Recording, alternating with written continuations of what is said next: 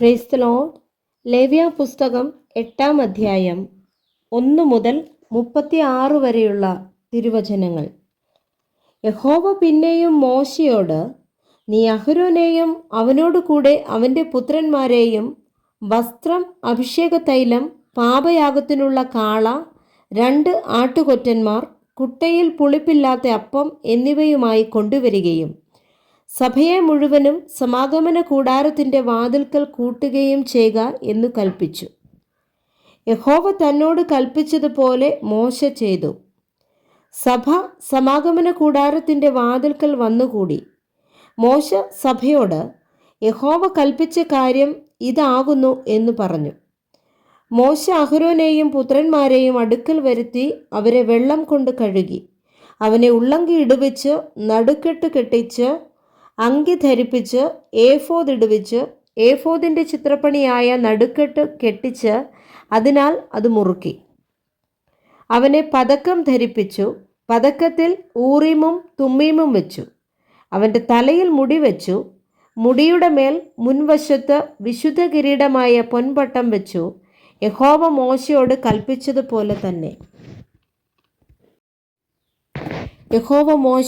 കൽപ്പിച്ചതുപോലെ തന്നെ അവൻ ഹോമയാഗത്തിനുള്ള ആട്ടുകൊറ്റനെയും കൊണ്ടുവന്നു. അഹരോനും പുത്രന്മാരും ആട്ടുകൊറ്റൻ്റെ തലയിൽ കൈവച്ചു. അവൻ അതിനെ അറുത്തു. മോശ അതിൻ്റെ രക്തം യാഗപീഠത്തിന്മേൽ ചുറ്റും തളിച്ചു. ആട്ടുകൊറ്റനെ ഖണ്ഡം ഖണ്ഡമായി ഖണ്ഡിച്ചു. മോശ തലയും ഖണ്ഡങ്ങളും മേധസ്സും ദഹിപ്പിച്ചു. അവൻ അതിൻ്റെ കുടലും കാലും വെള്ളം കൊണ്ട് കഴുകി. മോശ ആട്ടുകൊറ്റനെ മുഴുവനും യാഗപീഠത്തിന്മേൽ ദഹിപ്പിച്ചു. ഇത് സൗരഭ്യവാസനയായ ഹോമയാഗമായി യഹോവയ്ക്കുള്ള ദഹനയാഗം, യഹോവ മോശയോട് കൽപ്പിച്ചതുപോലെ തന്നെ. അവൻ കരപൂരണത്തിനുള്ള ആട്ടുകൊറ്റനായ മറ്റേ ആട്ടുകൊറ്റനെയും കൊണ്ടുവന്നു. അഹരോനും പുത്രന്മാരും ആട്ടുകൊറ്റൻ്റെ തലയിൽ കൈവച്ചു.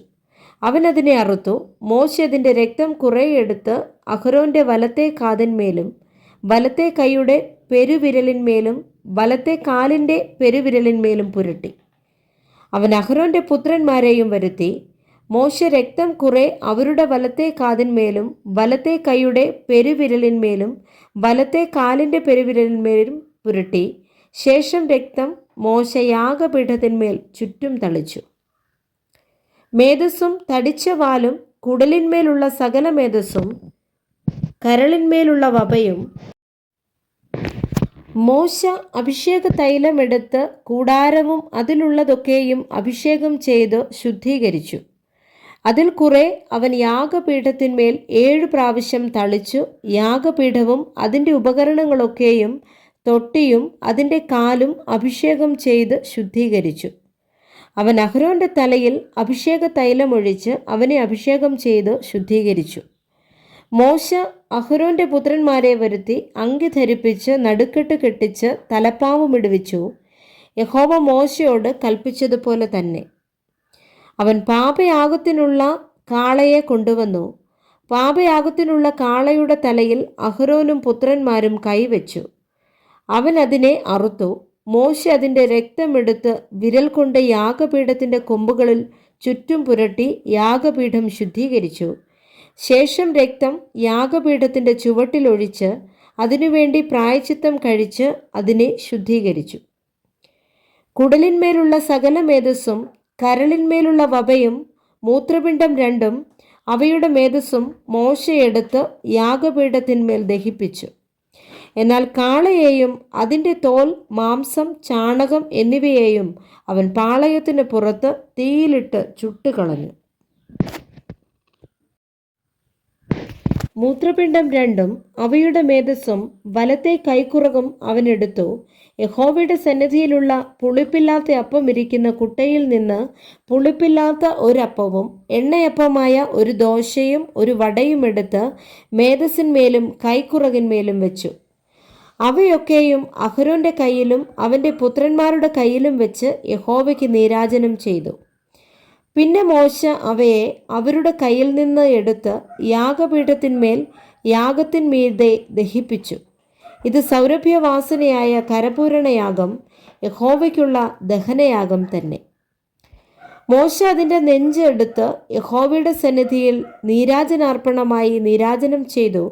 അത് കരപൂരണത്തിൻ്റെ ആട്ടുകൊറ്റനിൽ മോശയ്ക്കുള്ള ഓഹരിയായിരുന്നു, യഹോവ മോശയോട് കൽപ്പിച്ചതുപോലെ തന്നെ. മോശ അഭിഷേക തൈലവും യാഗപീഠത്തിന്മേലുള്ള രക്തവും കുറേശ്ശെ എടുത്ത് അഹരോന്റെ മേലും അവൻ്റെ വസ്ത്രത്തിന്മേലും അവൻ്റെ പുത്രന്മാരുടെ മേലും പുത്രന്മാരുടെ വസ്ത്രത്തിന്മേലും തളിച്ചു. അഹരോനെയും അവൻ്റെ വസ്ത്രത്തെയും അവൻ്റെ പുത്രന്മാരെയും പുത്രന്മാരുടെ വസ്ത്രങ്ങളെയും ശുദ്ധീകരിച്ചു. അഹരോനോടും അവൻ്റെ പുത്രന്മാരോടും മോശ പറഞ്ഞത് എന്തെന്നാൽ, മാംസം നിങ്ങൾ സമാഗമന കൂടാരത്തിൻ്റെ വാതിൽക്കൽ വെച്ച് പാകം ചെയ്ത് അഹരോനും പുത്രന്മാരും അത് തിന്നണമെന്ന് എനിക്ക് കൽപ്പനയുണ്ടായതുപോലെ അവിടെ വെച്ച് അതും കരപൂരണത്തിൻ്റെ കുട്ടയിലിരിക്കുന്ന അപ്പവും തിന്നുവിൻ. മാംസത്തിലും അപ്പത്തിലും ശേഷിക്കുന്നത് നിങ്ങൾ തീയിലിട്ട് ചുട്ടുകളയണം. നിങ്ങളുടെ കരപൂരണ ദിവസങ്ങൾ തികയുവോളം നിങ്ങൾ 7 ദിവസത്തേക്ക് സമാഗമന കൂടാരത്തിൻ്റെ വാതിൽ വിട്ട് പുറത്തു പോകരുത്. 7 ദിവസം അവൻ നിങ്ങൾക്ക് കരപൂരണം ചെയ്യും. നിങ്ങൾക്ക് വേണ്ടി പ്രായശ്ചിത്തം കഴിപ്പാൻ ഇന്നു ചെയ്തതുപോലെ ഇനിയും ചെയ്യേണ്ടതിന് യഹോവ കൽപ്പിച്ചിരിക്കുന്നു. ആകയാൽ നിങ്ങൾ മരിക്കാതിരിപ്പാൻ 7 ദിവസം രാവും പകലും സമാഗമന കൂടാരത്തിൻ്റെ വാതിൽക്കൽ പാർത്ത് യഹോവയുടെ കൽപ്പന അനുസരിക്കണം. ഇങ്ങനെ എന്നോട് കൽപ്പിച്ചിരിക്കുന്നു. യഹോവ മോശ മുഖാന്തരം കൽപ്പിച്ച സകല കാര്യങ്ങളെയും അഹരോനും അവൻ്റെ പുത്രന്മാരും ചെയ്തു. Praise the Lord. വായിച്ച വേദഭാഗങ്ങളാൽ കർത്താവ് എല്ലാവരെയും സമൃദ്ധിയായി അനുഗ്രഹിക്കുമാറാകട്ടെ. ആമേൻ.